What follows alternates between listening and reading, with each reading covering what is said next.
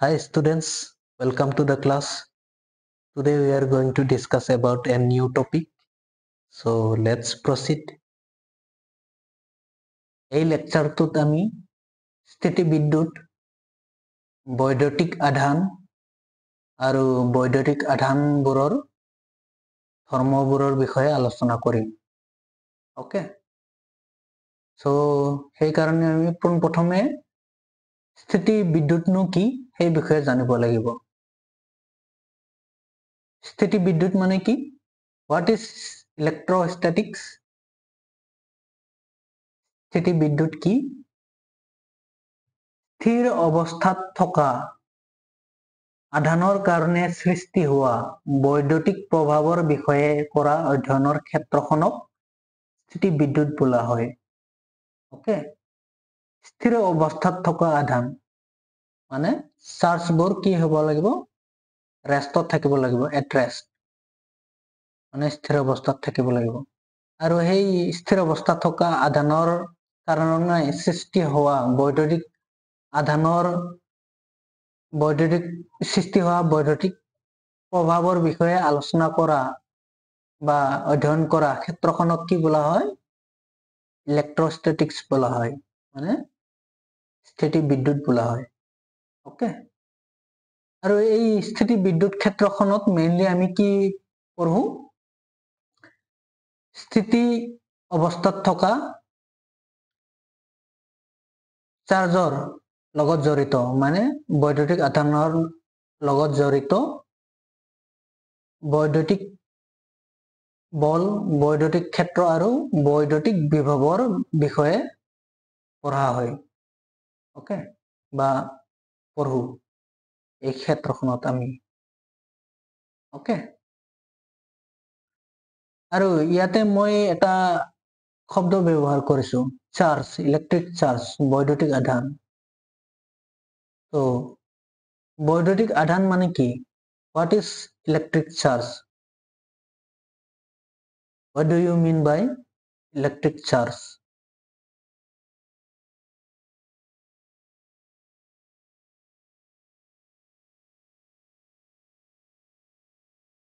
বৈদ্যুতিক আধান হৈছে পদাৰ্থবোৰৰ আভ্যন্তৰীণ মৌলিক ধৰ্ম, ওকে, যাৰ বাবে পদাৰ্থবোৰে বৈদ্যুতিক আৰু চুম্বকীয় প্ৰভাৱৰ সৃষ্টি কৰাৰ লগতে অনুভৱো কৰে। মানে বৈদ্যুতিক আধান হৈছে কি? পদাৰ্থবোৰৰ এটা ধৰ্ম, আভ্যন্তৰীণ মৌলিক ধৰ্ম। ওকে, ইন্ট্ৰিনসিক প্ৰপাৰ্টি বুলি কোৱা হয়, বেসিক ইন্টাৰনেল প্ৰপাৰ্টি, যাৰ কাৰণে কি হয়? পদাৰ্থবোৰে বৈদ্যুতিক আৰু চুম্বকীয় প্ৰভাৱৰ সৃষ্টি কৰে, লগতে বৈদ্যুতিক আৰু চুম্বকীয় প্ৰভাৱ অনুভৱো কৰে।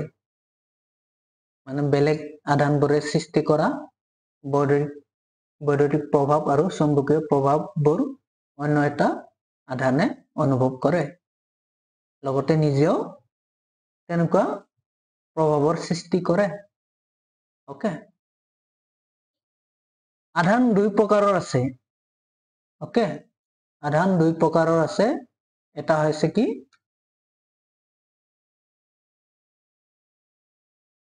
ধনাত্মক আধান, আনটো হৈছে ঋণাত্মক আধান।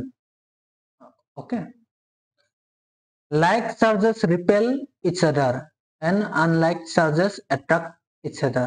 Like charges মানে সদৃশ আধান। ওকে, সদৃশ আধানবোৰ কি কৰে? ইটোৱে সিটোক কি কৰে? বিকৰ্ষণ কৰে। আৰু অসদৃশ আধানবোৰে ইটোৱে সিটোক আকৰ্ষণ কৰে। পজিটিভ আৰু নেগেটিভ চাৰ্জেছ আছে। ওকে, যদি দুটা পজিটিভ আৰু নেগেটিভ চাৰ্জেছ থাকে ওচৰা ওচৰিকৈ, মানে আনলাইক চাৰ্জেছ থাকে, অসদৃশ চাৰ্জেছ থাকে, তেতিয়াহ'লে সিহঁতৰ মাজত কি বলৰ সৃষ্টি হ'ব? আকৰ্ষণৰ বলৰ সৃষ্টি হ'ব। They will attack each other. সিহঁতে ইটোৱে সিটোক আকৰ্ষণ কৰিব। ওকে, আৰু যদি সদৃশ আধান থাকে ওচৰা ওচৰিকৈ, তেতিয়াহ'লে সিহঁতে কি কৰিব বিকৰ্ষণ কৰিব ঠেলি দিব ইটোৱে সিটোক ঠেলি দিব বিকৰ্ষণ কৰিব আৰু অসদৃশ হলে ইটোৱে সিটোক টানি আনিব আন্ডাৰষ্টুড এইটো মনত ৰাখিব লাগিব এইটো সিম্পল কথা তাৰ পিছত অহা বৈদ্যুতিক আধানৰ এককলৈ ওকে ইউনিট অফ চাৰ্জ বৈদ্যুতিক আধানৰ SI ইউনিট কি কুলম ওকে ইন শৰ্ট এইটোক C আখৰেৰে কেপিটেল C আখৰেৰে লিখা হয় কুলম ওকে মনত ৰাখিবা বৈদ্যুতিক আধানৰ SI ইউনিট হৈছে কুলম আৰু CGS ইউনিট হৈছে ষ্টেট কুলম শৰ্টলি এনেকুৱা লিখা হয় ষ্টেট C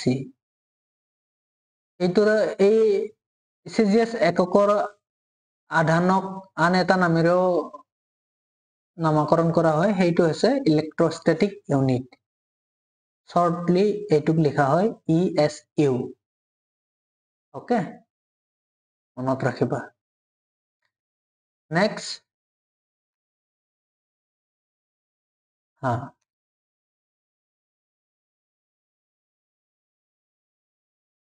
এইটো হৈছে আমাৰ কুলম আৰু ষ্টেট কুলম্বৰ মাজৰ সম্পৰ্ক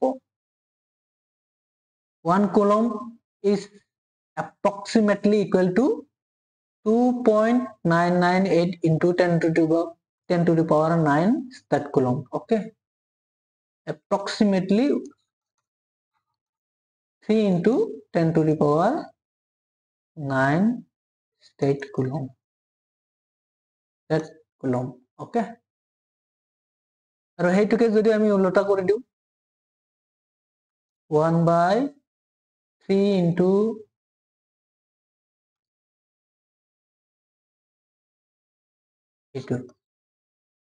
2.998 into 10 to the power 9 coulomb 1 state coulomb 1 state coulomb is equal to this coulomb okay that means this coulomb okay ইমান পাবা এইখিনি ক্যালকুলেট কৰিলে understood তাৰ পিছত আছে আমাৰ কি ডাইমেনশনাল ফৰ্মুলা কেনেকৈ লিখা হয় তোমালোকে ক্লাস 11 ত পাইছা ওকে এতিয়া চাৰ্জৰ ডাইমেনশনাল ফৰ্মুলাটো কেনেকৈ লিখা হয় এই ফৰ্মুলাটো লিখাৰ আগতে এক্সপ্ৰেছনটো লিখাৰ আগতে কি কৰিব লাগিব আমি এটা সমীকৰণ জানিব লাগিব এই সমীকৰণটো হৈছে I is equal to Q by E যত I মানে হৈছে বৈদ্যুতিক প্ৰবাহ ইলেক্ট্ৰিক কাৰেন্ট Q মানে হৈছে আধান T মানে হৈছে টাইম ওকে তাৰ পৰা আমি কি কৰিব পাৰো Q টো কেনেকৈ লিখিব পাৰো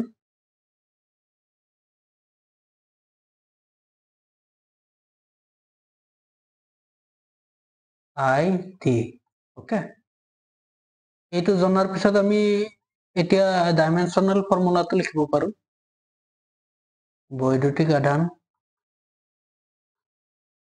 বৈদ্যুতিক আধান ইলেক্ট্ৰিক ফিল্ড কি হ'ব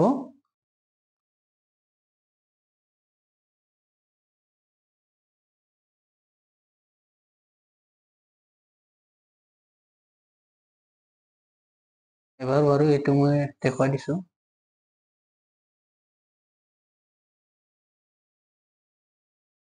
IT তাৰপিছত আমি ডাইমেনশনাল ফৰ্মুলাটো এনেকৈ লিখিব পাৰো Q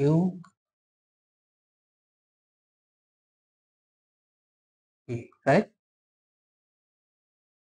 এতিয়া ডাইমেনশনাল ফৰ্মুলা লিখিব লাগিলে প্ৰথমে আমি কি জানিব লাগিব ৰাশিবিলাকৰ সমীকৰণত আমি ব্যৱহাৰ কৰা সমীকৰণত ব্যৱহৃত ৰাশিবিলাকৰ এককবোৰৰ বিষয়ে জানিব লাগিব, ৰাইট? ইয়াতে টি মানে টাইম, টাইমৰ একক হৈছে ছেকেণ্ড, ৰাইট? আৰু বৈদ্যুতিক প্ৰবাহৰ একক হৈছে এম্পিয়াৰ, কেপিটেল এৰে বুজায়। কিন্তু ডাইমেনশ্যনেল ফৰ্মুলাত লিখিলে টাইমটোক কেপিটেল টিৰে বুজোৱা হয়, লিখা হয়, অ'কে? আৰু বৈদ্যুতিক প্ৰবাহটোক এৰে লিখা হয়, অ'কে?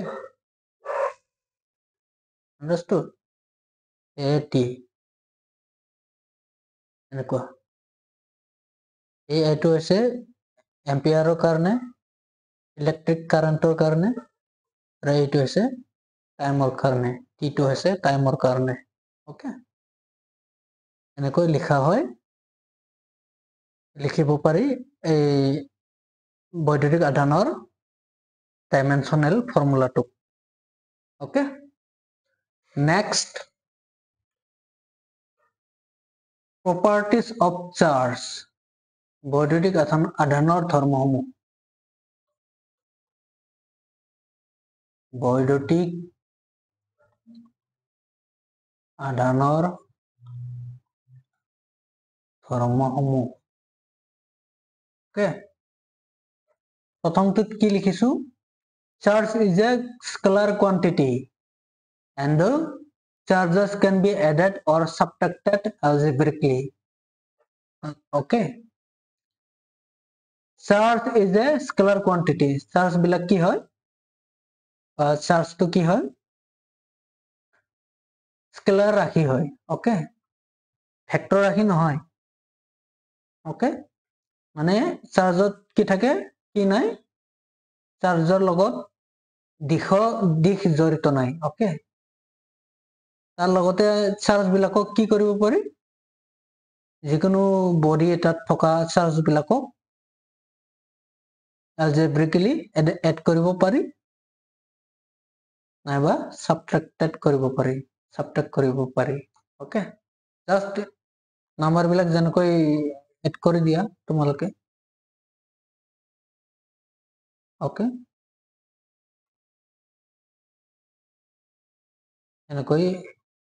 এনেকৈ এড কৰিব পাৰি চাৰ্জ বিলাকক, okay?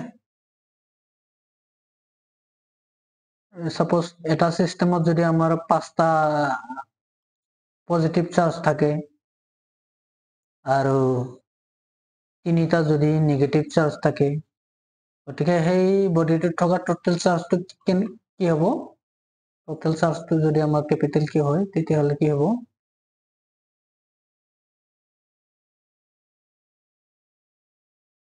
Just simply algebraically add কৰি দিয়া, plus minus 3q কিমান হ'ব total? plus q minus 3q total কিমান হ'ব? plus 2q। এনেকৈ simply algebraically add কৰি দিয়া হয়।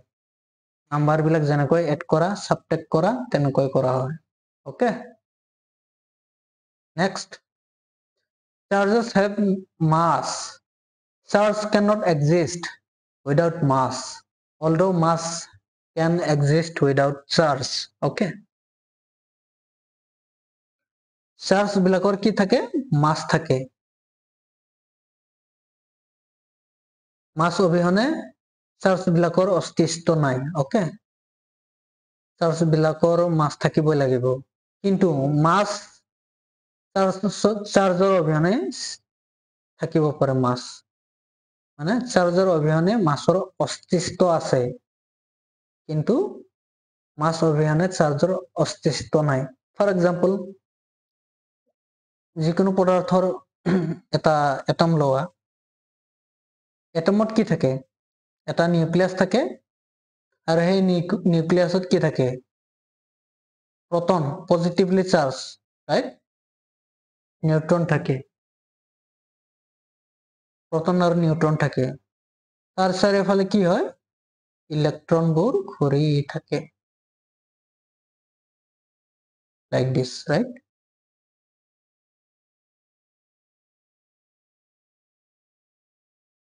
something like this. Okay,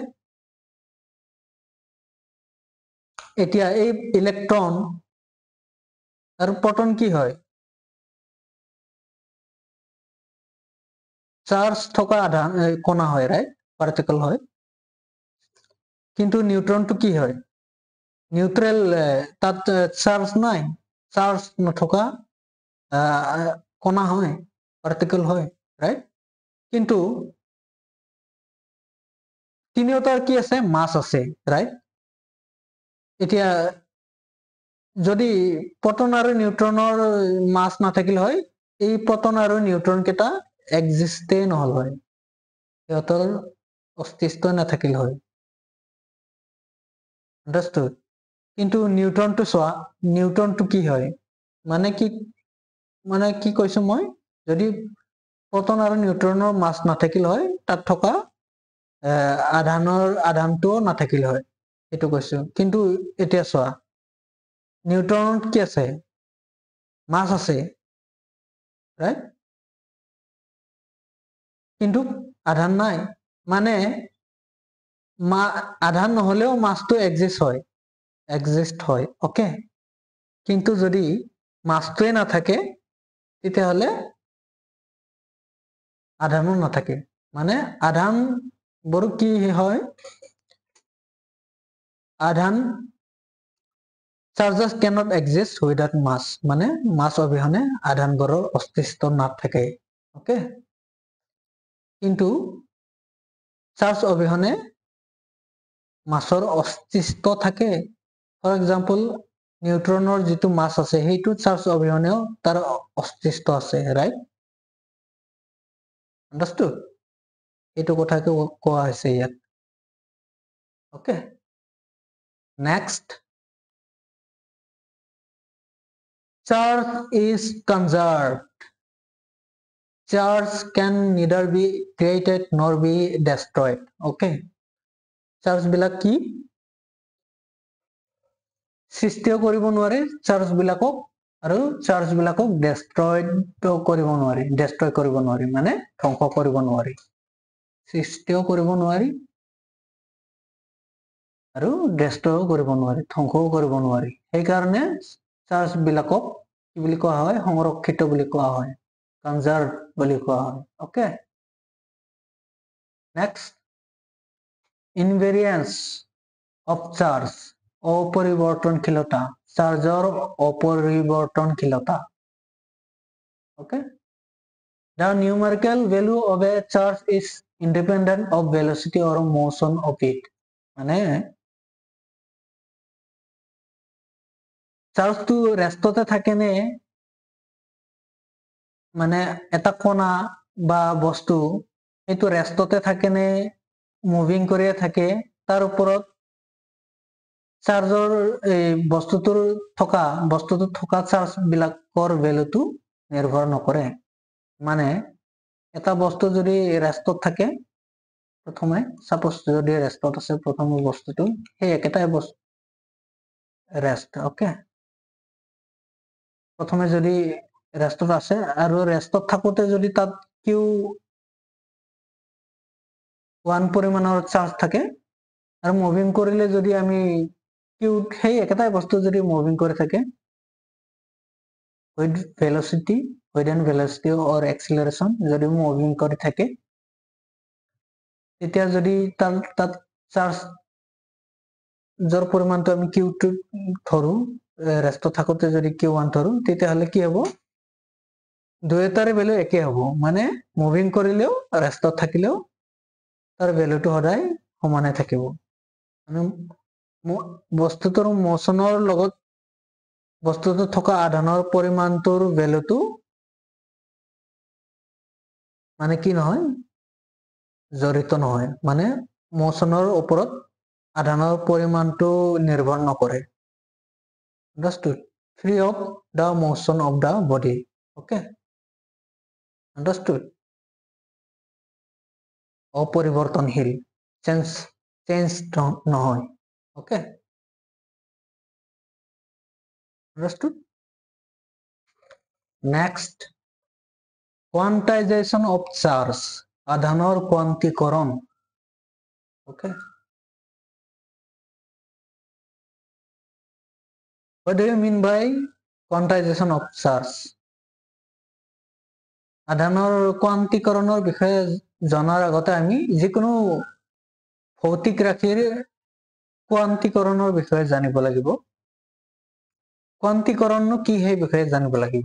okay, এটা ৰাশি কোৱান্টাইজ হোৱা বুলি কেতিয়া কোৱা হয়? কোৱান্তৰিত হোৱা বুলি কেতিয়া কোৱা হয়? যেতিয়া সেই ৰাশিটোৰ কি থাকে? বিচ্ছিন্ন ভ্যালু থাকে, ডিসক্রিট ভ্যালু থাকে। ওকে, কন্টিনিউয়াস ভ্যালু নাথাকে, অবিচ্ছিন্ন ভ্যালু নাথাকে। ওকে, তেতিয়া সেই ৰাশিটোক কি বুলি কোৱা হয়? কোৱান্টাইজড হোৱা বুলি কোৱা হয়। Then the quantity is said to be quantized. Okay, উদাহৰণস্বৰূপে আমি সংখ্যাৰ কথাই লওঁ। আমি 1 পৰা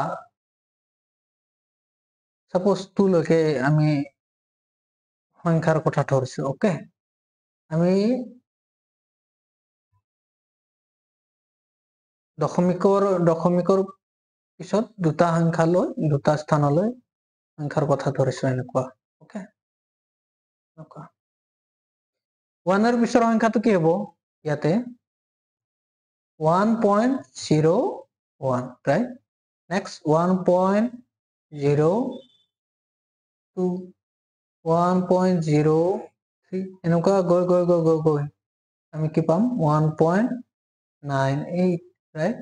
1.99, next 2.00, next 2.01, তাৰপিছত 2.02 এনেকৈ মানে পাই থাকিম আমি নাম্বাৰ, right? এই নাম্বাৰ বিলাকক আমি কি বুলি কম? কন্টিনিউয়াস ভ্যালু বুলি কম। 1 পৰা 2 লৈকে কন্টিনিউয়াস গৈ আছে, 1 পৰা 1.98 লৈকে কন্টিনিউয়াস গৈ আছে, right? তেনেকুৱা মানে কন্টিনিউয়াস নাম্বাৰ পাই আছো আমি। ওকে, যদি এতিয়া মই কওঁ আমাক সব বিলাক নাম্বাৰ নালাগে, কিছুমান মাজৰ নাম্বাৰ লাগে। ধৰ 1 পৰা আমাক 2 লৈকে লাগে, 2 পৰা আমাক 3 লৈকে লাগে। ওকে, এনেকুৱা তেতিয়া আমি কি কম? এইবিলাকক আমি বিচ্ছিন্ন মান বুলি কম। Okay, discrete value. ওকে, বিচ্ছিন্ন মান মানে কি? মাজৰ ভ্যালু বিলাক গুচাই দিলো আমি, ৰাইট? বিচ্ছিন্ন হৈ গ'ল, এটাৰ পিছত আনটো বহুত দূৰ মানে তাৰ মাজত কিছুমান নাম্বাৰ আছিল, সেইবিলাক গুচাই দিলো। গতিকে এইবিলাক কি হ'ল? বিচ্ছিন্ন ভ্যালু হ'ল। আন্ডাৰষ্টুড?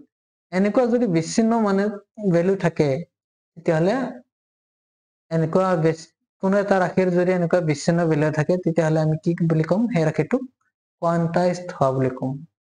ওকে, এইটো এনেকুৱাও থাকিব পাৰে, 1 পিছত আমাৰ 1.05 থাকিব পাৰে, তাৰপিছত 2 পিছত আমাৰ এনেকুৱা থাকিব পাৰে।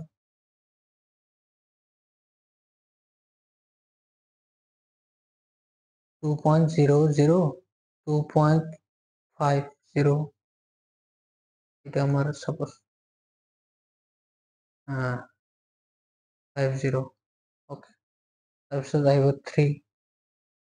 এইকেইটাও বিচ্ছিন্ন ভ্যালু, কাৰণ ইহঁতৰ মাজৰ যিবিলাক বাকী ভ্যালু নাম্বাৰ, সেইবিলাক আমি কি গুচাই দিছো, বিচ্ছিন্ন কৰি দিছো, গুচাই দি পেলাই বিচ্ছিন্ন কৰি দিছো এই নাম্বাৰ কেইটাক, ৰাইট? এনেকৈ যদি বিচ্ছিন্ন ভ্যালু থাকে কোনো এটা ৰাশিৰ, তেতিয়াহ'লে সেই ৰাশিটোক কি বুলি কোৱা হয়? কোৱান্টাইজড বুলি কোৱা হয়, কোৱান্তৰিত হোৱা বুলি কোৱা হয়। ওকে, ওকে, এতিয়া চাৰ্জ বিলাকো কি হয়? কোৱান্টাইজড কোৱান্টিটি হয়। ওকে, আৰু এই কোৱান্টাইজড আমি কেনেকৈ জানো চাৰ্জ বিলাক কোৱান্টাইজড হয় বুলি? এটা আমাৰ কি থাকে? প্ৰকৃতিত আধানৰ আটাইতকৈ কম পৰিমাণৰ আধানৰ পৰিমাণ এটা স্মলেষ্ট এমাউন্ট অফ চাৰ্জ প্ৰকৃতিত পাওঁ। ওকে, আধানৰ আটাইতকৈ কম পৰিমাণ এটা পাওঁ প্ৰকৃতিত, সেইটো হৈছে এটা ইলেক্ট্ৰনত থকা আধানৰ পৰিমাণ। ওকে, সেই এটা ইলেক্ট্ৰনত থকা আধানৰ পৰিমাণটোক আমি কি স্মল ই আখৰেৰে বুজাও, এইটো। ওকে, আৰু সেইটোকে আমি কি আধানৰ মৌলিক এমাউন্ট বুলি ধৰো, পৰিমাণ বুলি ধৰো। তাতকৈ আৰু সৰু এমাউন্ট নাই বুলি ধৰো। তাতকৈ আছে সৰু এমাউন্ট, আমি পাম হায়াৰ লেভেলত পাম, কিন্তু হায়াৰ ছেকেণ্ডাৰী লেভেলত সেইটোৱে ধৰা হয়। মানে ইলেক্ট্ৰনৰ যিটো চাৰ্জ থাকে এটা ইলেক্ট্ৰনত, সেই এমাউন্টটোৱে আটাইতকৈ কম পৰিমাণৰ মানে আধানৰ পৰিমাণ বুলি ধৰা হয়। আন্ডাৰষ্টুড? হায়াৰ ছেকেণ্ডাৰী লেভেলত। ওকে, আৰু সেই পৰিমাণটোক আমি কি বুলি ধৰো, সেইটোক আমি এলিমেণ্টাৰী ইউনিট বুলি ধৰো বা কোৱান্টা বুলি ধৰো, quanta of charge. Okay, elementary unit or quanta of charge. Okay, এতিয়া এই যে এলিমেণ্টাৰী ইউনিট ই, ওকে, সেইটোক ৰেফাৰেন্সত লৈ পেলাই আমি কি কৰো, কি দেখা পাওঁ, মানে এইটোক যদি আমি জনাৰ পিছত কি পাওঁ, আমি এক্সপেৰিমেন্ট কৰিলে আমি কি দেখা পাওঁ, মানে যিকোনো বডিত যদি টোটাল চাৰ্জ থাকে, সেই বডিটোত টোটাল চাৰ্জটো কেনেকুৱা আকাৰত পোৱা যায়, এই স্মলেষ্ট এমাউন্টৰ লগত ইন্টিজাৰ মাল্টিপল হৈ থকা দেখা পাওঁ। ওকে, টোটাল চাৰ্জটো ইন্টিজাৰ মাল্টিপল মানে গোটাই নাম্বাৰ, এনেকুৱা ইন্টিজাৰ নাম্বাৰ মাল্টিপল হৈ থকা দেখা পাওঁ। ওকে, মানে টোটাল চাৰ্জটোক আমি এনেকুৱা আকাৰত পাওঁ। যদি এইটো স্মলেষ্ট এমাউন্ট ধৰো, এইটো যদি আমি সাপোজ যদি এটা কলমৰ দাম 5 টকা হয়, ওকে, এনেকুৱা যদি এটা চিষ্টেমত 10টা কলম আছে, 10 পেনছ, ওকে, গতিকে তাত থকা টোটেল দামৰ, গোটেইকেইটা পেনৰ টোটেল দামৰ পৰিমাণটো কি হ'ব, 10 into 5, ওকে, কিমান হ'ব, 50। এইটো কি হৈছে, এইটো স্মলেষ্ট এমাউন্ট, ৰাইট? 5টো এটা কলমৰ দাম 5 টকা। টোটেলটো যদি ধৰো কি হয়, টোটেলটো এইটো কি 10টো ইন্টিজাৰ, ওকে, এইটো স্মলেষ্ট ভ্যালু, এই ইন্টিজাৰটোক আমি স্মলেষ্ট ভ্যালুৰ লগত মাল্টিপ্লাই কৰি দিছো, তেতিয়া টোটেলটো পাওঁ। ঠিক তেনেদৰে ইয়াতো যিকোনো বডিত থকা টোটেল চাৰ্জটো কেনেকৈ পাওঁ, আমি ইলেক্ট্ৰনত থকা আধানৰ পৰিমাণটোৰ ইন্টিজাৰ মাল্টিপলৰ সমান পাওঁ। ওকে, মানে মাল্টিপ্লাইড হৈ থকা, ৰাইট? Product, right? ফেক্টৰ পাইছা না এইবিলাক মেথছত, ৰাইট? য'ত আমাৰ এনটো হৈছে গোটা ডিসক্ৰিট নাম্বাৰ, গোটা ডিসক্ৰিট নাম্বাৰ, লাইক 1 2 3 ইন্টিজাৰ নাম্বাৰ। এইটো এটা কি ডিসক্ৰিট ভ্যালু, ৰাইট? ওকে, এনটো এটা ডিসক্ৰিট ভ্যালু, আন্ডাৰস্টুড? therefore এই যিটো কোৱান্টিটি কিউ, আধান, টোটেল আধান বা আধান, সিম্পলি আধান, এইটোক কি বুলি কোৱা হয়, কোৱান্টাইজ বুলি কোৱা হয়। কাৰণ যিকোনো বডিত থকা আধানৰ পৰিমাণটো এটা ইলেক্ট্ৰনত থকা আধানৰ পৰিমাণৰ ইন্টিজাৰ মাল্টিপল হয়। Okay, understood?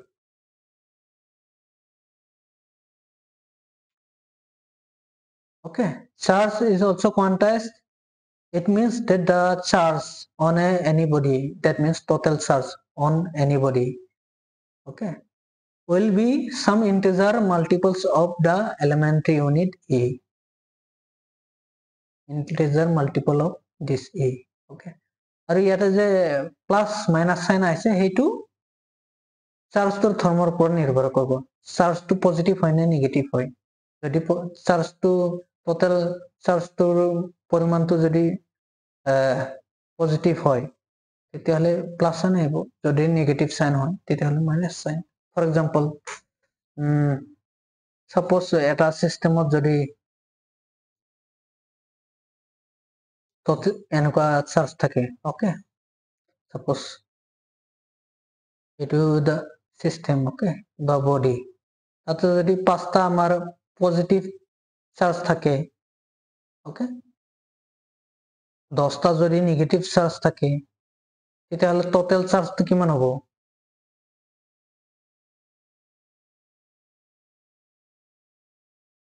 এড কৰি দিয়াৰ পিছত কিমান হ'ব? -5e, right? এই যে -5e এইটো কি হল? নেগেটিভ চার্জ বেশি আছে, তার কারণে এইটো নেগেটিভ চার্জ আহিল, এইটো ইউজড হ'ব, ওকে। আৰু ইয়াতে 5 টো কি হয়? এইটো এটা ইন্টিজাৰ নাম্বাৰ হয়, এইটো কি সেই ইন্টিজাৰ মাল্টিপলটো নাম্বাৰটো কাৰ লগত মাল্টিপ্লাইড হৈ আছে? smallest amount of charge found in nature, okay, understood? That is A, okay. আৰু এইটো এটা কি হয়? 5 টো ইন্টিজাৰ হয়, ডিসক্ৰিট ভ্যালু হয়, এইটোৰ দৰে, right? আৰু চাৰ্জ বিলাকৰ মান এনেকুৱা হ'ব নোৱাৰে, পইণ্টত থাকিব নোৱাৰে, আন্ডাৰস্টুড? সদায় এনেকুৱা গোটা গোটা নাম্বাৰ হ'ব লাগিব, এনেকুৱা 5 -5e + 5e 3e + 3 -3 like that, okay, বুজি পাইছা? নেক্সট হয়, ইয়াতে কি লিখা হৈছে? Although the mass of a proton is about 1800 times greater than that of an electron, their charges have the same magnitude. মানে কি লিখা হৈছে? তোমালোকে জানাই যে প্ৰটনৰ ভৰ ইলেক্ট্ৰনৰ ভৰতকৈ বহুত বেছি, ৰাইট? তথাপিও প্ৰটনত যিটো আধান আছে, এটা প্ৰটনত যিটো আধানৰ পৰিমাণ আছে, সেই পৰিমাণটো এটা ইলেক্ট্ৰনত থকা আধানৰ পৰিমাণৰ সমান, ওকে। ভৰটোহে বেলেগ বেলেগ, ভৰৰ পৰিমাণটো বেলেগ বেলেগ, কিন্তু চাৰ্জৰ পৰিমাণটো একে দুয়োটাৰে, okay. Next, note that the electron itself is not the charge. মানে ইলেক্ট্ৰনটো এটা চাৰ্জ নহয়, ইলেক্ট্ৰনটো এটা ধৰ্মহে, charge is a property, okay. ইলেক্ট্ৰনটো কি হয়? ইলেক্ট্ৰনটো এটা আধানহে হয়, আধানৰ পৰিমাণহে হয়। ইলেক্ট্ৰনটো এটা কি হয়? পাৰ্টিকলহে হয়, ওকে, মানে কণাহে হয়, পাৰ্টিকল, ওকে। চাৰ্জটো এটা প্ৰপাৰ্টি হয়, মানে ইলেক্ট্ৰনটো আধান নহয়, ইলেক্ট্ৰনটো পাৰ্টিকলহে হয়, ওকে। চাৰ্জটো কি হয়? ধৰ্ম হয়, ইলেক্ট্ৰনত থকা ধৰ্ম, মানে বডি এটাত থকা ধৰ্ম। আৰু সেই ধৰ্মৰ পৰিমাণটো ইলেক্ট্ৰনত থকা ধৰ্মৰ পৰিমাণটো মানে আধানৰ পৰিমাণটো কি হয়? মানে এই যে ইন্টাৰনেল ধৰ্ম আধান যাক কোৱা হয়, সেইটো কি আখৰেৰে বুজোৱা হয়? ই আখৰেৰে বুজোৱা হয়, ওকে। এই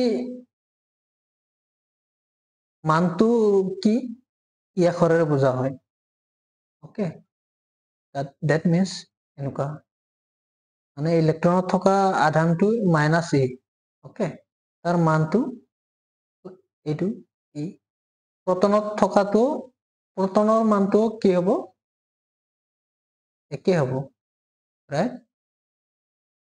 কিন্তু সিহঁতৰ ধৰ্মটো বেলেগ বেলেগ। ইলেক্ট্ৰনটো minus, negative, proton to positive, right? Like this. Understood? Okay. Next.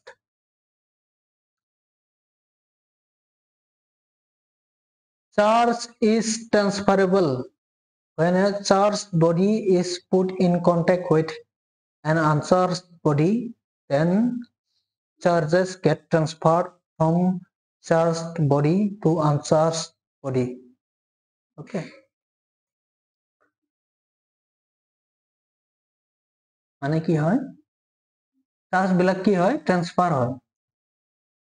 Okay, যদি এটা তুমি চার্জ বডি থৈ দিয়া আনচার্জ বডিৰ কন্টেক্টত, তেতিয়াহ'লে কি হ'ব,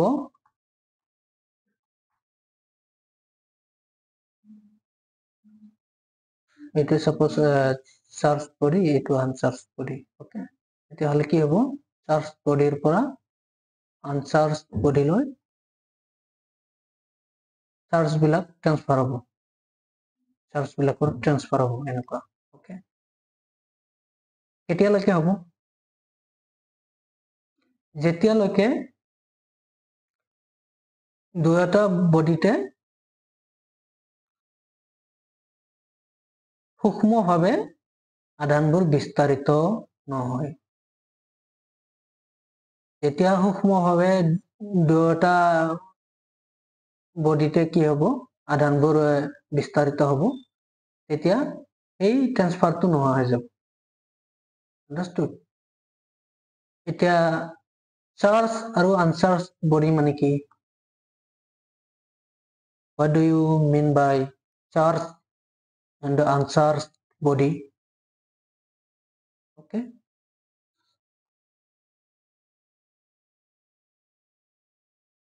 Charge and uncharged body বুলিলে কি বুজা?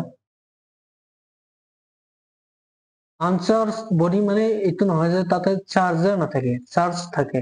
ওকে, খালি তাতে কি থাকে, নেগেটিভ চার্জ আৰু পজিটিভ চাৰ্জৰ মান কেইটা সমানে থাকে। সাপোজ যদি এইটো আনচার্জ বডি হয়, ইউ আনচার্জ, ওকে, তাতে কি বুজিম আমি, তাত কি থকা বুজিম, তাতে সমান পৰিমাণৰ ধনাত্মক আৰু ঋণাত্মক আধান থকা বুজিম।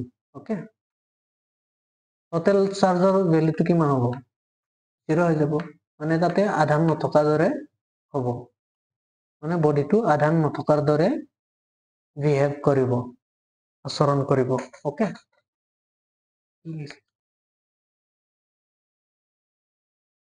এনেকুৱা।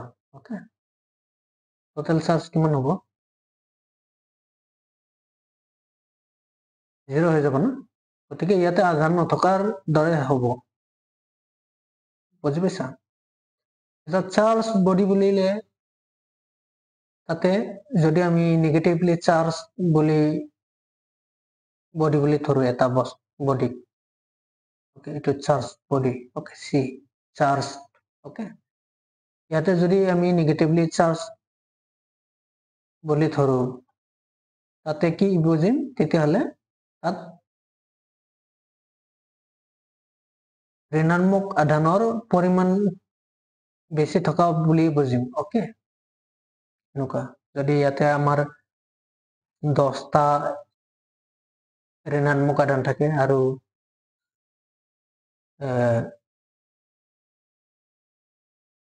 4টা ধনাত্মক আধান থাকে, তেতিয়াহ'লে কি হ'ব টোটেলটো, তেতিয়াহ'লে আমাৰ -6 হ'ব ন।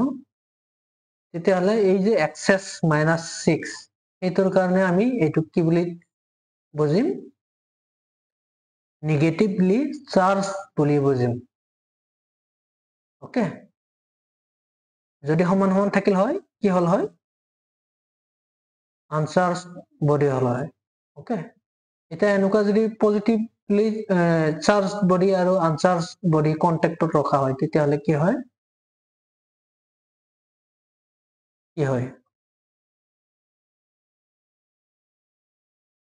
চাৰ্জ বিলাকৰ ট্ৰান্সফাৰ হয় আনচাৰ্জ বডিলৈ ফ্ৰম চাৰ্জ বডি ওকে কেতিয়ালৈকে হয় যেতিয়ালৈকে দুটা বডিতে চাৰ্জ বিলাক সুষমভাৱে বিস্তাৰিত নহয় আৰু যেতিয়া হৈ যায় সুষমভাৱে বিস্তাৰিত তেতিয়া কি হয় ইয়াতে চোৱা ইয়াতে মই দুটা আইডেন্টিকেল বডি লৈছো ওকে এইটো আৰু এইটো আইডেন্টিকেল মানে শেপ আৰু সাইজ দুটাৰে সমান এইটো চাৰ্জ এইটো আনচাৰ্জ এইটো চাৰ্জ ওকে যেতিয়া সিহঁতক কন্টেক্টত ৰখা হয় ফাইনেলি কি হয় আধানবোৰ সুষমভাৱে বিস্তাৰিত হয় তাৰপিছত কি হয় আধানৰ ট্ৰান্সফাৰ বন্ধ হৈ যায় এট দা এণ্ড ওকে বন্ধ হৈ যায় ট্ৰান্সফাৰ হ'ব নোৱাৰে আৰু ওকে তেতিয়া কি হৈ যায় সুষমভাৱে বিস্তাৰিত লুক এট দিছ ইয়াতে দুটা ইলেক্ট্ৰন আছে দুটা প্ৰটন আছে ইয়াতেও দুটা ইলেক্ট্ৰন আছে দুটা প্ৰটন আছে তাৰমানে সমান সমানে আধান আছে সুষমভাৱে বিস্তাৰিত হৈ আছে আধানবোৰ ওকে গতিকে ট্ৰান্সফাৰ বন্ধ হৈ গ'ল ওকে যেতিয়ালৈকে এটা সুষমভাৱে বিস্তাৰিত নহয় ইউনিফৰ্মলি ডিষ্ট্ৰিবিউটেড নহয় তেতিয়ালৈকে আধানবোৰৰ ট্ৰান্সফাৰ হৈ থাকে কৰ পৰা চাৰ্জ বডিৰ পৰা আনচাৰ্জ বডিলৈ ওকে এনেকুৱা ধৰণে আৰু সুষমভাৱে বিস্তাৰিত হোৱাৰ পিছত এনেকুৱা ৰৈ যায় ট্ৰান্সফাৰ হৈ যায় তাৰপিছত যদি আমি গুচাই দিওঁ দুয়োটাকে এনেকুৱা ধৰণে পাই যাম ইয়াতে চোৱা ইয়াতে চাৰিটা পজিটিভ চাৰ্জেছ আছে দুটা নেগেটিভ চাৰ্জেছ আছে ওকে গতিকে এইটোত দুটা এক্সেছ পজিটিভ চাৰ্জেছ আছে ৰাইট গতিকে এইটোক কি বুলি কম আমি পজিটিভলি চাৰ্জ বডি বুলি কম ঠিক তেনেদৰে ইয়াতেও কি আছে দুটা এক্সেছ পজিটিভ চাৰ্জেছ আছে তাৰ কাৰণে এইটোকো আমি কি বুলি কম পজিটিভলি চাৰ্জ বডি বুলি কম ওকে understood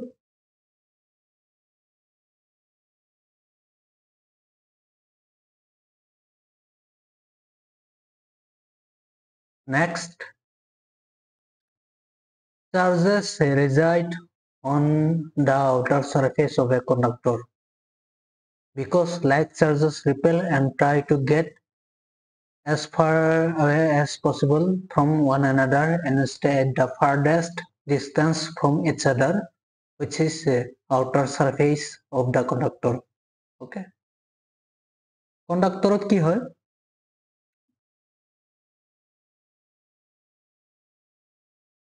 Conductor কি হয়? Conductor atom বিলাকত outer most cellত থকা ইলেক্ট্ৰন বিলাক loosely bounded হৈ থাকে কাৰ দ্বাৰা নিউক্লিয়াছৰ দ্বাৰা ওকে এইকেইটা যদি আউটাৰ মোষ্ট ভেলেন্স সেলত থকা যদি ইলেক্ট্ৰন হয় এইকেইটা কাৰ দ্বাৰা লুজলি বাউণ্ডেড হৈ থাকে এই নিউক্লিয়াছৰ দ্বাৰা ওকে যদি অলপ এক্সট্ৰা এনাৰ্জি দি দিয়া হয় এই এটমত তেতিয়াহ'লে কি হয় এই ইলেক্ট্ৰন বিলাক গুচি যায় ওকে এনেকুৱা গুচি যায় গুচি গ'লে কি হ'ব এটা কণ্ডাক্টৰত বহুত এটম থাকে এনেকুৱা বহুত তাতে কি হয় গুচি গ'লে এনেকুৱা যদি আমাৰ বহুত এটম থাকে ইলেক্ট্ৰন বিলাক গুচি যায় গুচি গৈ ফ্ৰীকৈ ইফালে ইফালে দৌৰি থাকে ৰেণ্ডমলি ইফালে ইফালে ঘূৰি থাকে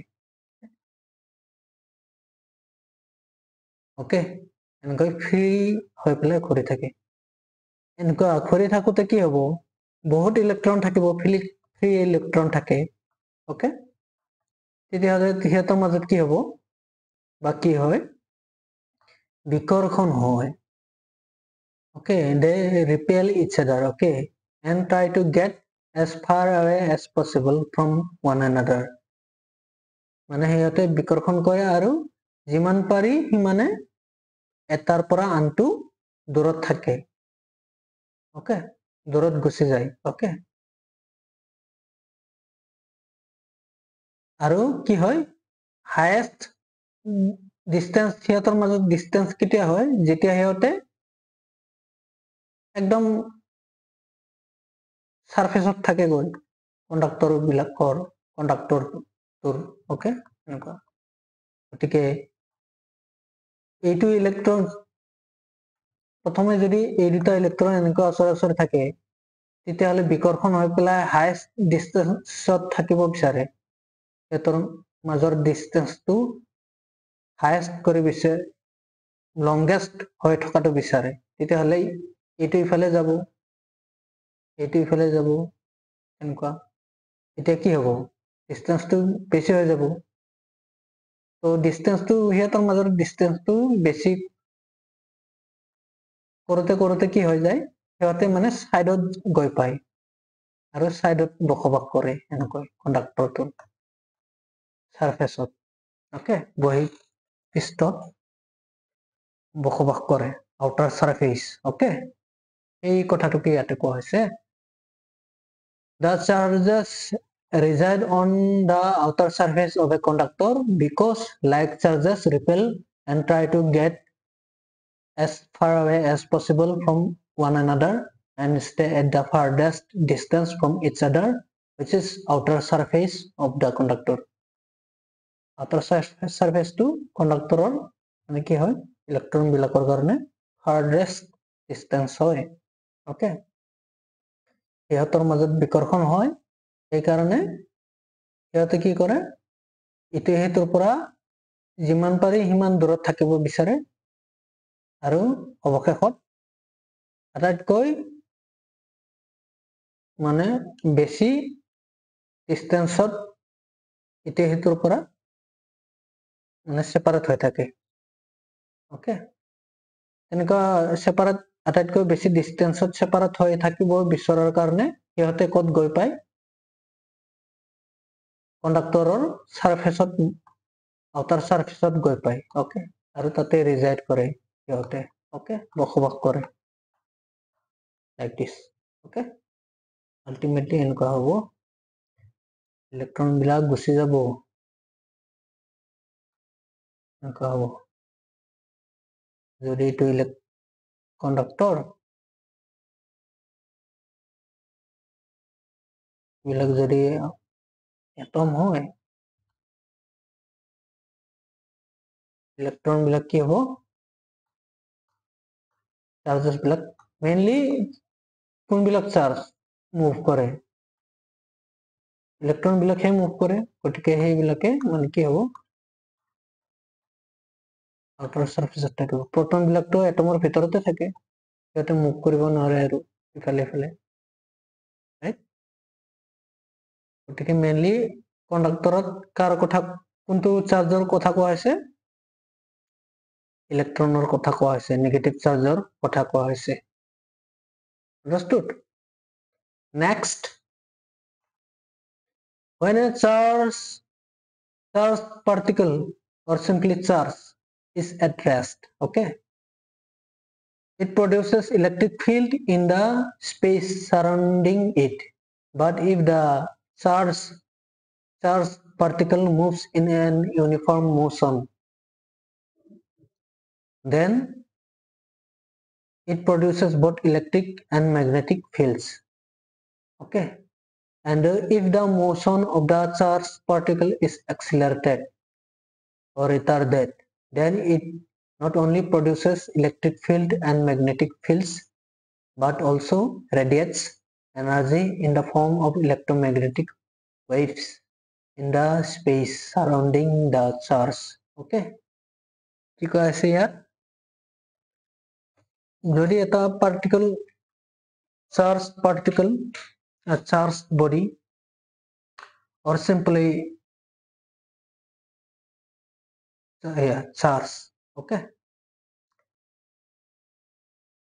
at rest থাকে মানে স্থিৰ অৱস্থাত থাকে তেতিয়া কি হয় এই চাৰ্জ পাৰ্টিকলটো কি কৰে আধান কণাটো কেৱল ইলেক্ট্ৰিক ফিল্ড ক্ৰিয়েট কৰে, সৃষ্টি কৰে তাৰ চাৰিওফালে। ওকে, কেৱল ইলেক্ট্ৰিক ফিল্ড সৃষ্টি কৰে।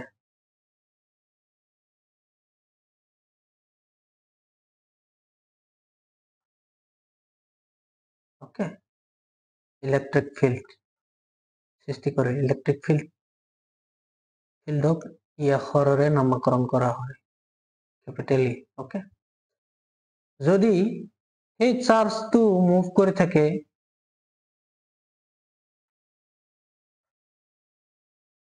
তেতিয়াহ'লে কি হ'ব?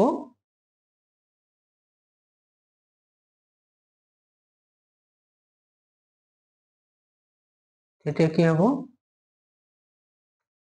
এই চাৰ্জটোৱে ইলেক্ট্ৰিক ফিল্ড সৃষ্টি কৰাৰ লগতে মেগনেটিক ফিল্ডো ক্ৰিয়েট কৰে। ওকে, মই ইয়াতে এনেকুৱা লিখি দিছো। ইয়াতে কি কৰে? ইলেক্ট্ৰিক ফিল্ড ক্ৰিয়েট কৰে। যদি মুভ কৰে থাকে ইলেক্ট্ৰিক ফিল্ড আৰু ম্যাগনেটিক ফিল্ড ক্ৰিয়েট কৰে। ওকে, কেনেকৈ মুভমেন্ট হ'ব লাগিব? কেনেকুৱা মুভমেন্ট হ'ব লাগিব? ইউনিফর্ম মোশন হ'ব লাগিব। ওকে, মানে ইউনিফর্ম মোশন মানে ইউনিফর্ম ভেলোসিটি হ'ব লাগিব, মানে এক্সিলাৰেশন থাকিব নালাগিব তাৰ। ওকে, তেতিয়া এক্সিলাৰেশন নাথাকিলে কি হ'ব? ইলেক্ট্ৰিক ফিল্ডৰ লগতে ম্যাগনেটিক ফিল্ড সৃষ্টি কৰিব কণাটোৱে, আধান কণাটোৱে। ওকে, আৰু যদি সেই আধান কণাটোৱে এনেকুৱা মোশনত মুভ কৰি থাকে য'ত তাৰ মোশনটো এক্সিলাৰেশন হয়। ওকে, এক্সিলারেটেড মোশন হয়। ওকে, এক্সিলারেশন এটা ইউনিফর্ম। ওকে, ইউনিফর্ম এটা এক্সিলারেশন। এক্সিলারেশন যদি হয় কি হ'ব? তেতিয়া সেই আধানটো ইলেক্ট্রিক ফিল্ড আৰু ম্যাগনেটিক ফিল্ডটো ক্ৰিয়েট কৰিবই, সৃষ্টি কৰিবই। তাৰ লগতে আৰু কি কৰিব? এনাৰ্জিও কি কৰিব? বিকৰণ কৰিব। ওকে, কেনেকুৱা ফৰ্মত কৰিব? ইলেক্ট্ৰমেগনেটিক ৱেভৰ ফৰ্মত বিকৰিত কৰিব, মানে বিকৰণ কৰিব। আন্ডাৰস্টুড? এক্সিলাৰেশন হলেহে কৰিব। যদি ইউনিফৰ্ম মোশনত কৰে, সুষম ভেলোসিটি কৰে, সুষম গতিত যদি মুভ কৰি থাকে, তেতিয়া কেৱল ইলেক্ট্ৰিক ফিল্ড আৰু ম্যাগনেটিক ফিল্ড ক্ৰিয়েট কৰিব। Understood? Next, comparison of charge and mass. Okay, আধান আৰু ভৰৰ তুলনা।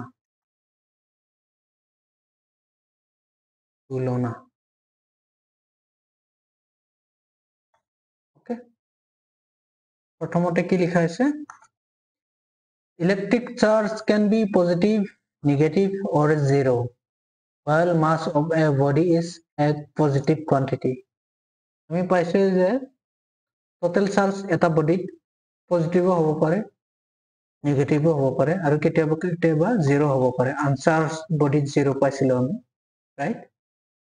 কিন্তু মাছটো এটা সদায় কি? Positive quantity. যদি এটা বডিত এটা প্ৰটন থাকে আৰু এটা ইলেক্ট্ৰন থাকে, তেতিয়াহ'লে কি হয়?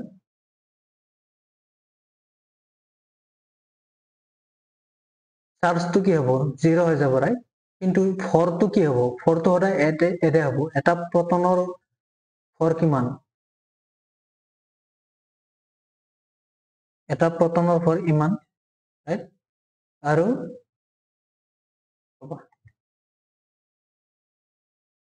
এইটো, ওকে,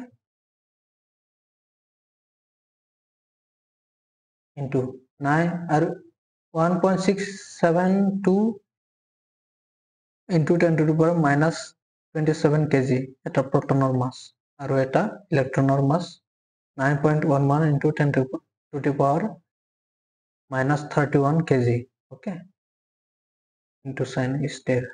Okay. গতিকে মাছটো কি হ'ব দুটাৰ এড হৈ যাব 9.11 into 10 to the power minus 31 plus 1.67 into 10 to the power minus 27 add হৈ যাব এডেড হৈ যাব কিন্তু চার্জটো হলে কি হয়ে যাব এড হলে 0 হয়ে যাব রাইট চার্জটো 0 হয়ে যাব টোটাল চার্জ 0 কিন্তু মাসটো 0 নহয় মানে মাসটো সদায় বাঢ়িব পজিটিভ কোয়ান্টিটি আন্ডারস্টুড নেগেটিভটো নাই নেগেটিভ সাইনতো নাই মাসটো আন্ডারস্টুড হেতুকে কোৱা হৈছে ফার্স্ট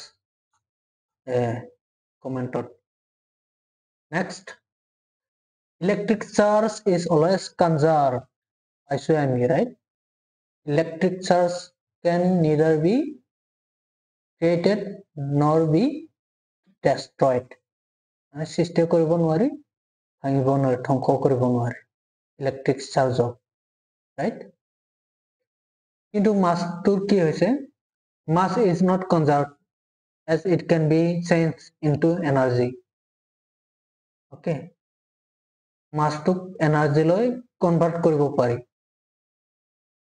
okay আৰু এনাৰ্জিকো মাছত কনভাৰ্ট কৰিব পাৰি আন্ডাৰস্টুড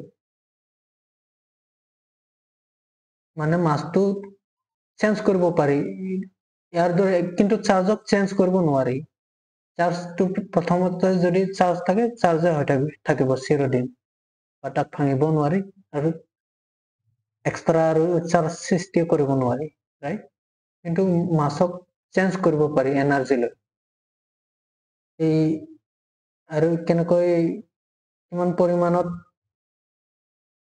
এনাৰ্জিলৈ চেঞ্জ কৰিব পাৰি সেইটো এটা ইকুৱেশ্যনৰ দ্বাৰা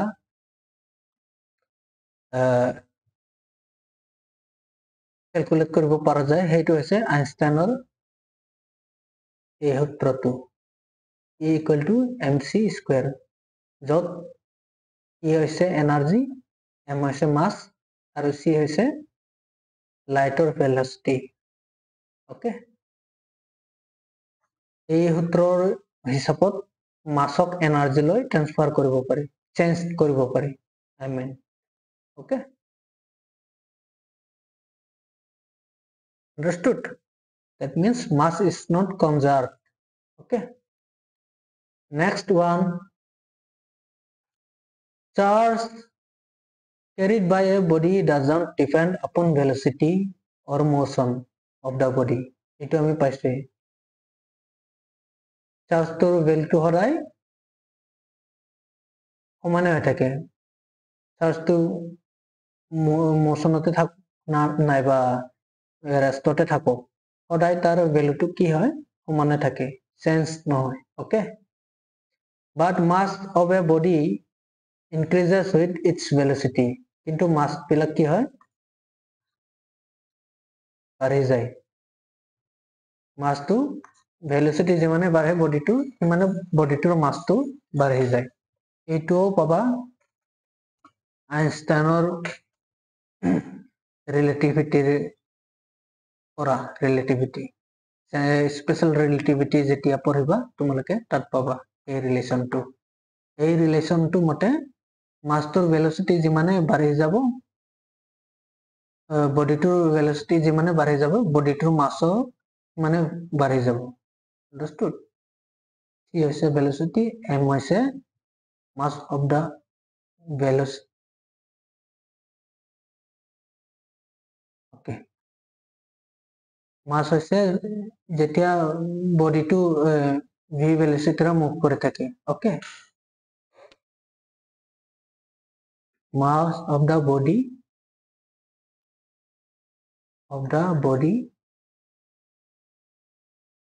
when it moves with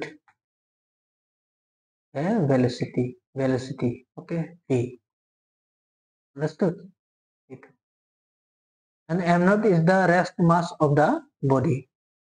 m naught hoise rest mass body to jetia body to rest thake tetia jitu massor poriman thake etu hoise m naught. Okay, এই ৰিলেশ্যনটোৰ দ্বাৰা আমি পাব পাৰো মাছৰ পৰিমাণটো যেতিয়া v ভেলোচিটিৰে এটা বডি মুভ কৰি থাকে তেতিয়া তাৰ মাছৰ পৰিমাণটো এই ৰিলেশ্যনৰ দ্বাৰা আমি উলিয়াব পাৰো। আন্ডাৰষ্টুড? মানে মাছ এটা বডিৰ মাছ ভেলোচিটিৰ সৈতে চেঞ্জ হৈ থাকে। ওকে, বডিটোৰ ভেলোচিটিৰ সৈতে চেঞ্জ হৈ থাকে।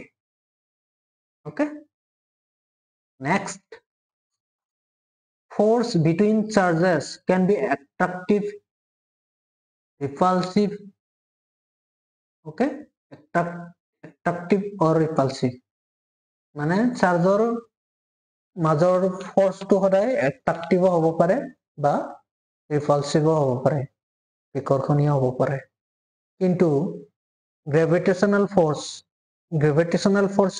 কিহৰ কাৰণে সৃষ্টি হয়? মাছৰ কাৰণে, ৰাইট? সেই গ্ৰেভিটেশনাল ফৰ্চটো কি হয়? সদায় এট্ৰাক্টিভে হয়, বিকৰ্ষণ নকৰে। ইটো বডি সিটো বডিক গ্ৰেভিটেশনাল ফৰ্চৰ কাৰণে বিকৰ্ষণ নকৰে, ৰিপেল নকৰে। ওকে, সদায় এট্ৰাক্টে কৰে। Okay, understood? Last one, charge is quantized but mass is not quantized. এইটো পাইছে, চাৰ্জ যে কোয়ান্টাইজড হয়, মাছটো এটা কোয়ান্টাইজড মাছৰ কি থাকে? কন্টিনিউয়াস ভ্যালু থাকে, তাৰ কাৰণে মাছটো কোয়ান্টাইজড নহয়। আন্ডাৰস্টুড? এই তালিকাটো দিয়া আছে, এইটো মনত ৰাখিব লাগিব তোমালোকে, এইটোৰ ভ্যালু কেইটা, তেতিয়াহে প্ৰব্লেম সলভ কৰিব পাৰিবা। ওকে,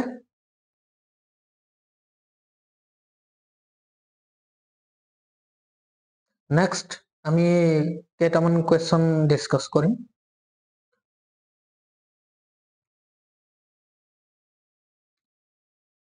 প্ৰথম কুৱেশ্যনটো কি? Can two similarly charged bodies attract each other? আমি কি পাইছিলো? দুটা আধান লাইক চাৰ্জেছ কি কৰে? সেম সাইনৰ আধান কি হয়?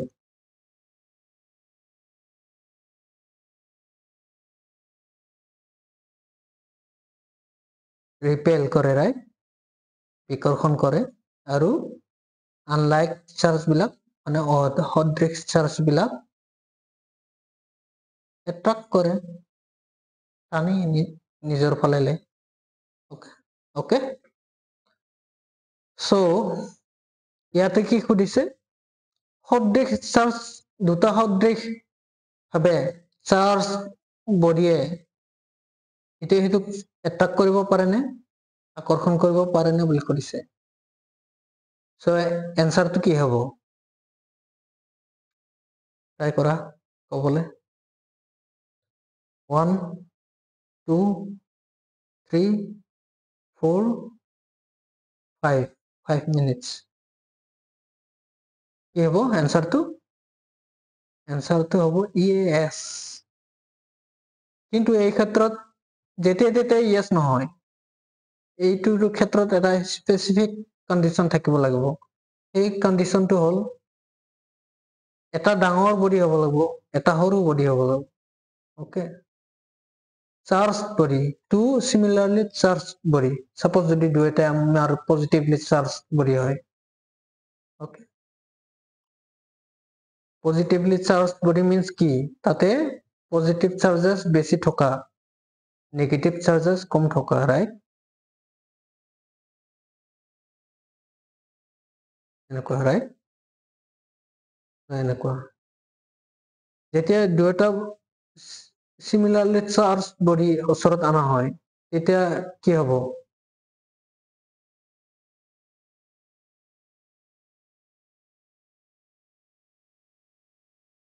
কি হব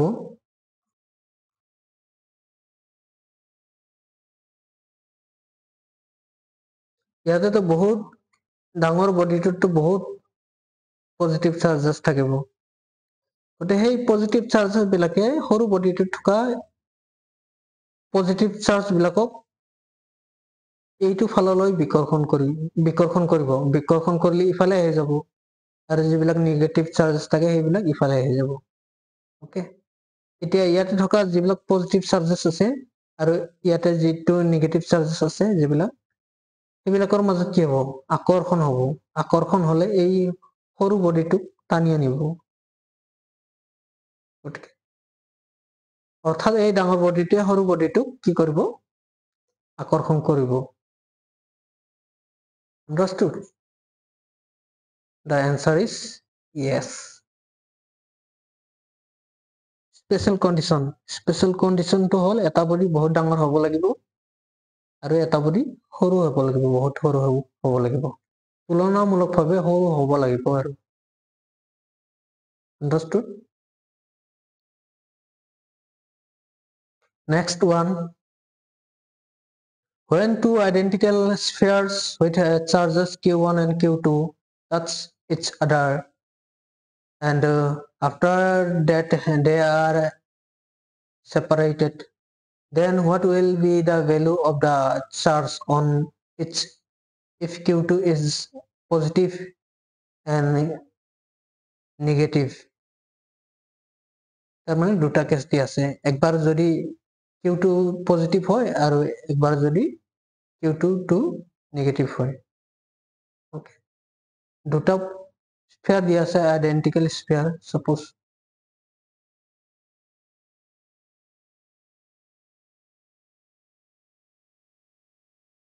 সাপোজ যদি এই দুটা আইডেন্টিক্যাল স্ফিয়ার দেয়া হয় এনেকুৱা এটা আছে q1 এটা আছে q2 আধান ওকে q2 পৰিমাণৰ আধান ওকে যদি সেই আইডেন্টিক্যাল তাৰ মানে শেপ আৰু সাইজ সমান ওকে এতিয়া চাৰ্জৰ পৰিমাণ দুয়োটাতে বেলেগ বেলেগ যদি টাচ কৰা হয় then two identical spheres with charges q1 and q2 touch each other এনেকুৱা টাচ কৰে তেতিয়া কি হ'ব চাৰ্জেছ যদি কম চাৰ্জ থকাৰ পৰা বডিৰ পৰা মানে বেছি চাৰ্জ থকা বডিৰ পৰা কম চাৰ্জ থকা বডিলৈ কি হ'ব চাৰ্জ ট্ৰান্সফাৰ হ'ব ৰাইট আৰু যেতিয়া চাৰ্জেছ ইকুৱেলি ডিস্ট্ৰিবিউটেড হ'ব ইউনিফৰ্মলি তেতিয়া কি হ'ব চাৰ্জ ট্ৰান্সফাৰ বন্ধ হৈ যাব ৰাইট বন্ধ হোৱাৰ পিছত কি হ'ব দুয়োটাতে সমান সমান চাৰ্জ থাকিব সাপোজ সেই সমান হোৱাৰ পিছত দুয়োটাতে সমান থাকিব সাপোজ সেই সমান ভ্যালুটো হ'ল কিউ ওকে সমান ভ্যালুটো হ'ল কিউ ওকে এতিয়া কি সুধিছে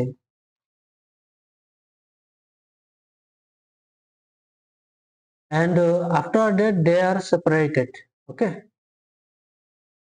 then what will be the value of the charge on its if q2 is positive and q2 is negative okay it first case and another is q2 is negative আমি এতিয়া case 1 টোৱে চাও case 1 when q2 positive right okay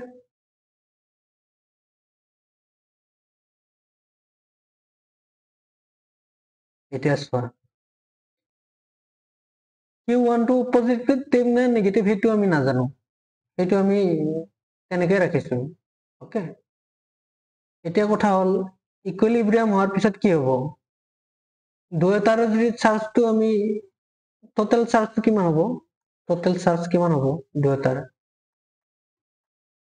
right mix কৰি দিয়াৰ পিছত touch হোৱাৰ পিছতো total চাৰ্জটো ইমানে থাকিব ৰাইট পজিটিভ হলে আমি এড কৰি দিম দুয়োটাকে। তাৰপিছত কি হ'ব, দুয়োটাতে সমান সমান থাকিব ইকুইলিব্ৰিয়াম হোৱাৰ পিছত। তেতিয়া কি হ'ব, 2ৰে ডিভাইড কৰি দিলে হৈ যাব, পাই যাম এটাত থকাৰ পৰিমাণটো, এইটো পাই যাম, ৰাইট। এই মানটো হ'ব দুয়োটাতে থকা চাৰ্জৰ পৰিমাণ। Okay, what will be the value of the charge on each? দুয়োটাতে মানে ইয়াতে যিকোনো এটাত ইয়াতে কিউ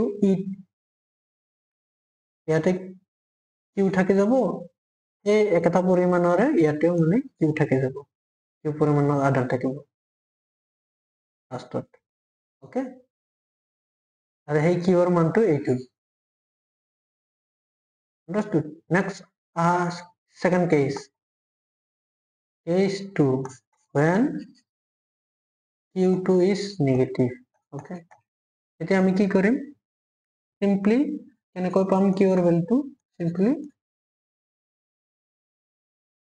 এইটো মাইনাস কৰি দিম, দি পেলাই এইটো 2ৰে ডিভাইড কৰি দিম, আৰু ইমান ভ্যালুৰ চাৰ্জ দুয়োটাতে থাকিব এনেকুৱা। Understood? বুজি পালা?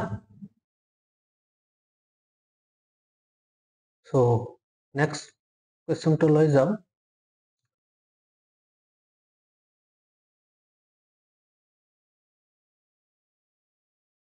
ইয়াতে কি দিছে, if a sphere 1 with a charged q touches another uncharged sphere 2 whose radius is half of the radius of 1, then what will be the charge on each of them? Okay, মানে দুটা sphere দিয়া আছে, প্ৰথমটো sphere 1 আৰু সেকেন্ডটো sphere 2।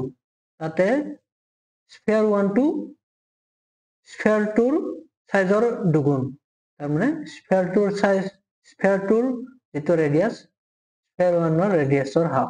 Okay, তাৰমানে sphere 1 টোৰ size sphere 2টোৰ সাইজতকৈ দুগুণ, sphere 1 টো ডাঙৰ। আৰু স্ফিয়াৰ 1ত থকা before touching the uncharged sphere 2, sphere 1ত কিমান চাৰ্জ আছে, কিউ পৰিমাণৰ চাৰ্জ আছে। ওকে, টাচ কৰাৰ পিছত দুটা বডিতে চাৰ্জ কিমান কিমান পৰিমাণৰ থাকিব সেইটো খুদিছে। ওকে, আমাক এটা দুটা কি দিছে, চাৰ্জ মানে দুটা স্ফিয়াৰ দিছে, স্ফিয়াৰ 1 আৰু এটা স্ফিয়াৰ দিছে, that is sphere 2. ওকে, এই যে স্ফিয়াৰ 2 তাৰ ৰেডিয়াসটো স্ফিয়াৰ 1ৰ ৰেডিয়াসৰ আধা।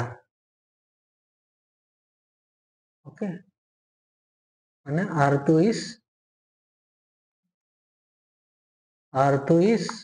R1. Okay, this is R1. Okay,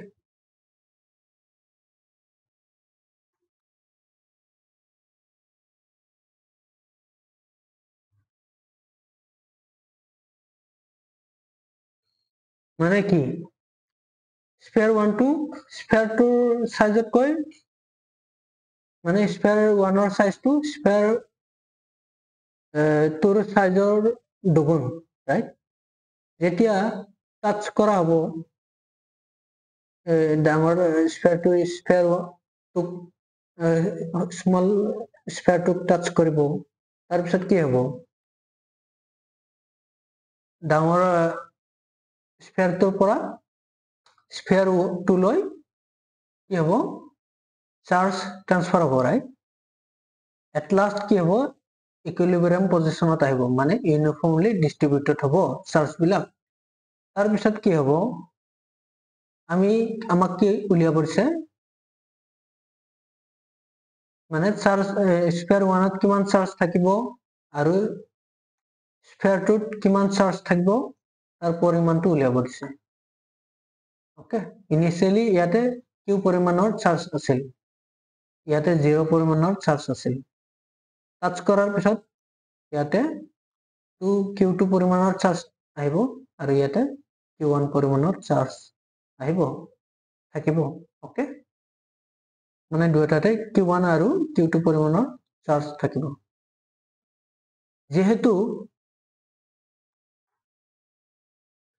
Q2 সাইজটো আধা Q1 যেহেতু স্ফিয়াৰ 2 স্ফিয়াৰ 1 আধা সাইজৰ আধা স্ফিয়াৰ 2 সাইজটো, গতিকে চাৰ্জবিলাক ইকুইলিব্ৰিয়াম ডিস্ট্ৰিবিউটেড হোৱাৰ পিছত প্ৰথম যিটো স্ফিয়াৰ আছে সেই স্ফিয়াৰত যিটো আধান থাকিব সেইটোৰ পৰিমাণ স্ফিয়াৰটোত থকা আধানৰ পৰিমাণৰ দুগুণ হ'ব। এইটো কাৰণ স্ফিয়াৰ 1টো ডাঙৰ স্ফিয়াৰ 2তকৈ, আকৌ কেনেকুৱা ডাঙৰ? দুগুণ ডাঙৰ। ওকে, গতিকে এই ৰিলেশ্যনটো আমাক দিয়া আছে। আৰু এটা কথা, স্ফিয়াৰৰ আগতে মানে টাচ কৰাৰ আগতে স্ফিয়াৰ 1ত আছিল কিমান চাৰ্জ? Q1। তাৰপিছত সেই চাৰ্জটোৱে টাচ কৰাৰ পিছত ডিস্ট্ৰিবিউটেড হৈ যায় Q2 আৰু Q1 লৈ, ৰাইট? কিন্তু টোটেলটো কিমান হ'ব? সদায় ইমানে থাকি যাব, ৰাইট? এই দুটা কণ্ডিশ্যন দিয়া আছে আমাক। এতিয়া আমাক কি উলিয়াব লাগে? আমি কি উলিয়াব লাগিব?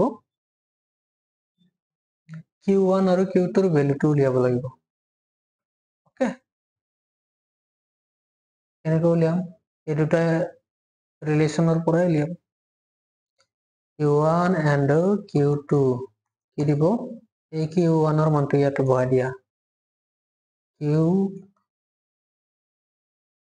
Q2 plus Q3, Q2, right? কি আহিব?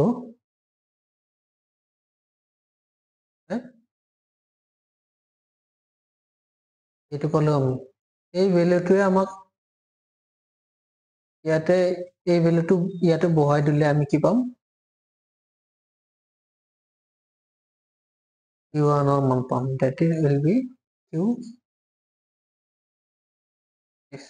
right? এই দুটা ভ্যালুৱে উলিয়াব দিছিল আমাক। What will be the charges on each of them? On each of the spheres, okay?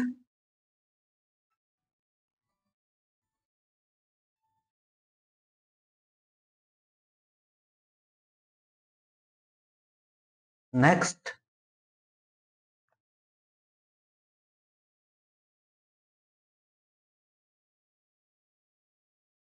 does in charging the mass of a body change?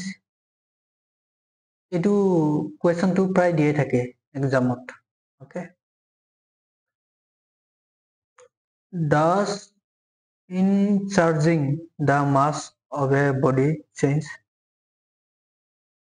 আমি কি জানো?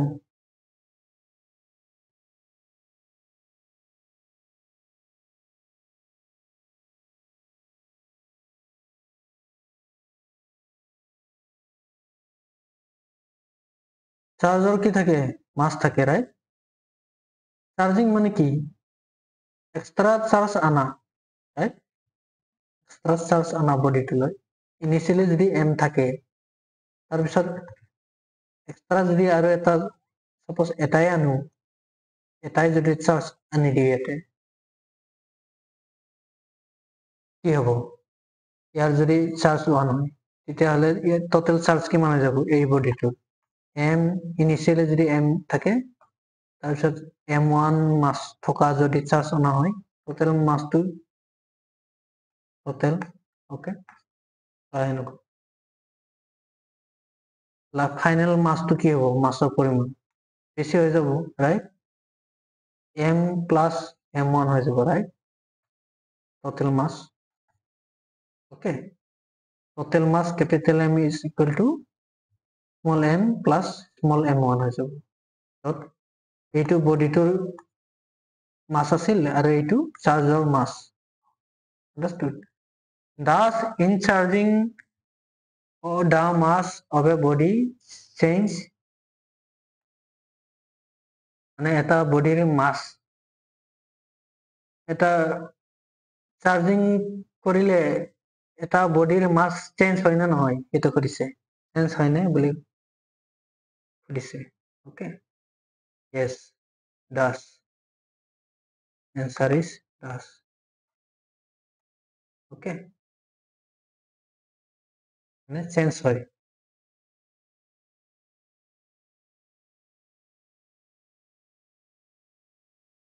understood next why a third hole in a socket provided for grounding তোমালোকে দেখা পাইছা ঘৰত যে socket electric socket যে use কৰে তাতে কি থাকে ইলেক্ট্ৰিক সুইচ থাকে right tick tick switch on switch off কৰাকে ৰাইট লগতে কি থাকে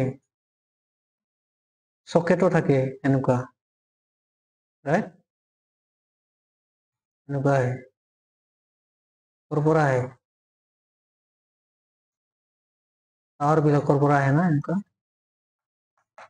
এটা কি হয় এটা নিউট্ৰেল এটাৰ থ্ৰুদি সিগনেল আহে আৰু আনটো কি থাকে ঘৰত কি কৰা গ্ৰাউন্ডিং কৰি দিয়া হয় ৰাইট এইটো কিয় কৰা হয় গ্ৰাউন্ডিংটো why a third hole in a socket provided for grounding এই হলটো কিয় ৰখা হয় এই হলটো কিয় যোগান ধৰা হয়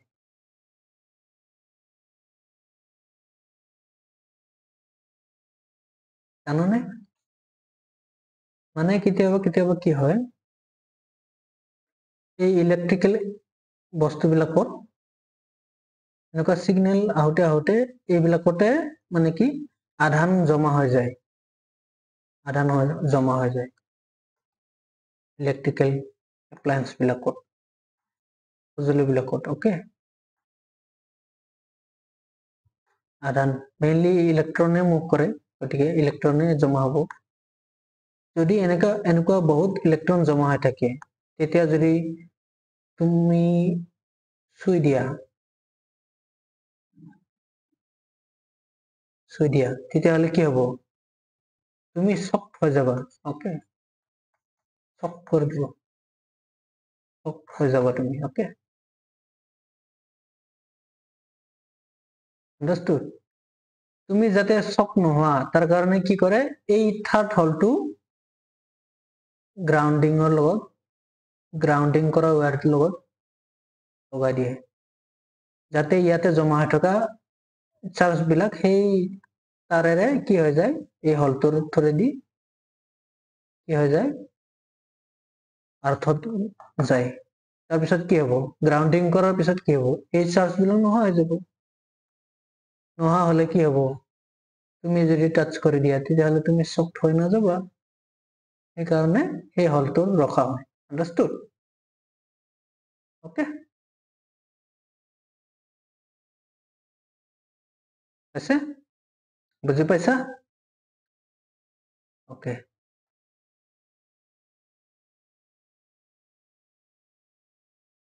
last I think how many electrons are there in 1 coulomb charge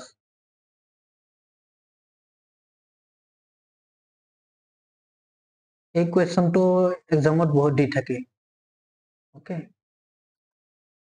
এটা ইলেক্ট্ৰনত কিমান আধান থাকে আমাৰ 1.6 into 10 to the power how much 19 minus 19 coulomb right এই মই যে এটা তালিকা দিছিলো তাতে আছে চাই ল'ব মানে 1 ইলেক্ট্ৰনত ইমান কুলম থাকে মানে 1.6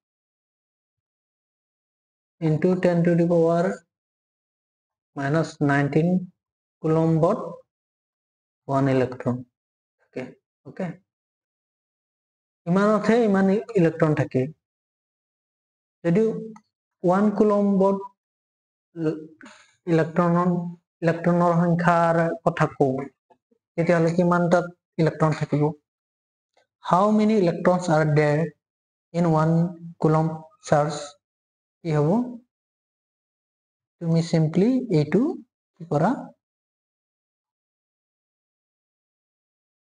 divide কৰি দিয়া okay কি হ'ব 1.6 into 10 to the power 19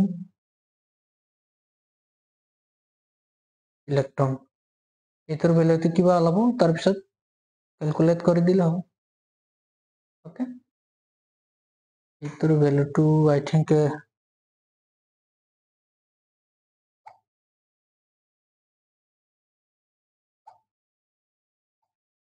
calculate কৰি আছো মই calculator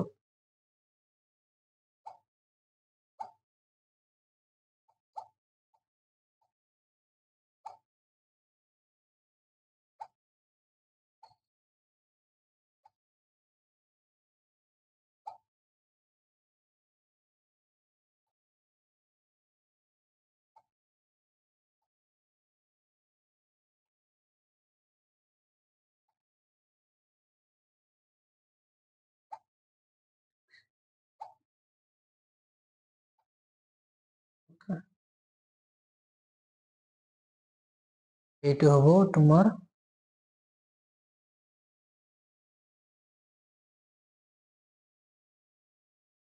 6.25 into 10 to the power plus 18 coulomb electron okay 1 coulombত কিমান থাকিব ইমানটা ইলেক্ট্ৰন থাকিব okay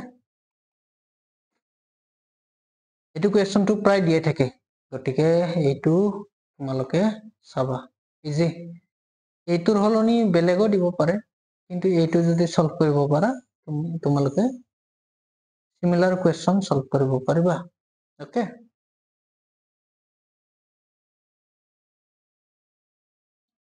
যদি এনেকুৱা কয় 1.6 কুলম্বত কিমানটা ইলেক্ট্ৰন থাকে তেনেকুৱা কোৱেশ্চন দিব গতিকে সিমিলাৰ কোৱেশ্চন এইটো যদি সলভ কৰিব পাৰা তেতিয়াহলে এইটোকো সলভ কৰিব পাৰিবা আন্ডাৰস্টুড ওকে